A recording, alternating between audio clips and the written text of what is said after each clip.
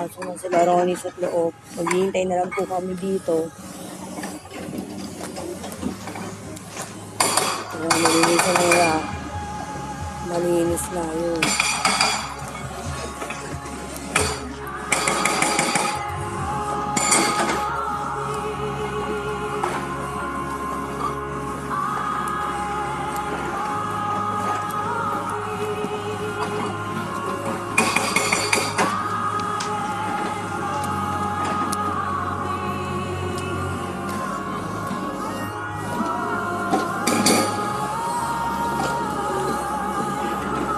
Upo ka dyan, Di. Upo ka dyan.